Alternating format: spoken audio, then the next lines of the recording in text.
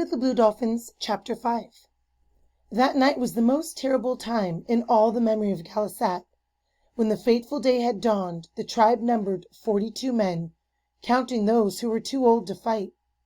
When night came, and the women had carried back to the village those who had died on the beach of Coral Cove, there remained only 15. Of these, 7 were old men. There was no woman who had not lost a father or a husband, a brother or a son. The storm lasted 2 days, and the 3rd day we buried our dead on the south headland. The Aleuts who had fallen on the beach, we burned. For many days after that the village was quiet. People went out only to gather food and come back to eat in silence. Some wished to leave and go in their canoes to the island called Santa Catalina, which lies far off to the east.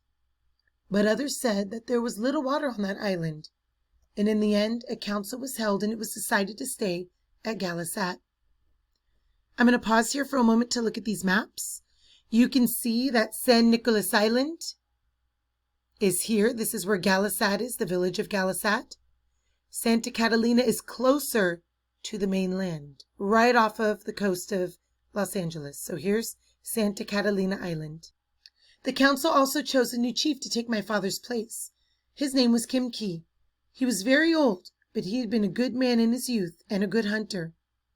The night he was chosen to be chief, he called everyone together, saying, "Most of those who snared fowl and found fish in the deep water and built canoes are gone.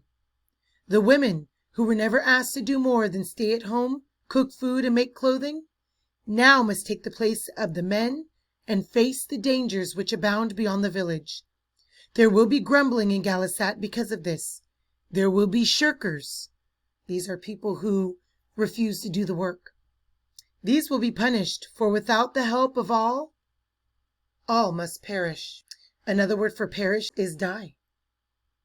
Kim Ki portioned work for each one in the tribe, giving Ulap and me the task of gathering abalones. This shellfish grew on the rocks along the shore and was plentiful. That means there was a lot of it. We gathered them at low tide in the baskets and carried them to the mesa, where we cut the dark red flesh from the shell and placed it on flat rocks to dry in the sun. Ramo had the task of keeping the abalone safe from the gulls and especially the wild dogs.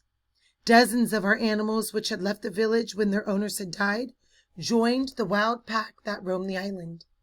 They soon grew as fierce as the wild ones and only came back to the village to steal food. Each day toward evening, Ulap and I helped Ramo put the abalones in baskets and carry them to the village for safekeeping. During this time, other women were gathering the scarlet apples that grow on the cactus bushes and are called tunas. Fish were caught and many birds were netted. So hard did the women work that we really fared better than before when the hunting was done by the men. Life in the village should have been peaceful, but it was not.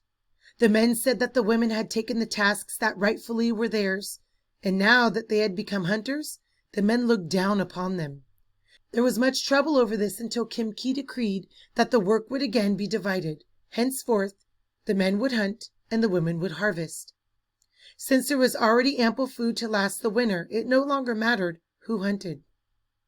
But this was not the real reason why autumn and winter were so unpeaceful in Galasat. Those who had died at Coral Cove were still with us. Everywhere we went on the island or in the sea, whether we were fishing or eating or sitting by fires at night, they were with us. We all remembered someone, and I remembered my father, so tall and strong and kind. A few years ago my mother had died, and since then Ulapi and I had tried to do the tasks she had done. Ulapi even more than I, being older. Now that my father was gone, it was not easy to look after Ramo, who was always into some mischief. It was the same in the other houses of Galasat, but more than the burdens which had fallen upon us all, it was the memory of those who had gone that burdened our hearts. After food had been stored in autumn and the baskets were full in every house, there was more time to think about them. So that sort of a sickness came over the village, and people sat and did not speak, nor ever laughed. In the spring, Kim Ki called the tribe together. He had been thinking, he said, during the winter, and he decided that he would take a canoe and go to the east, to a country which was there and which he had once been to when he was a boy. It lay many days across the sea, but he would go there and make a place for us. He would go alone, because he could not spare more of our men for the voyage, and he would return. The day that Kimki left was fair. We all went to the cove and watched him launch the big canoe. It held 2 baskets of water and enough tunas and dried abalone to last many days. We watched while Kimki paddled through the narrow opening in the rocks. Slowly he went through the kelp beds and into the sea. There he waved to us, and we waved back. The rising sun made a silver trail along the water. Along this trail he disappeared into the east. The rest of the day we talked about the journey. Would Kimki ever reach this far country about which nothing was known? Would he come back before the winter was over?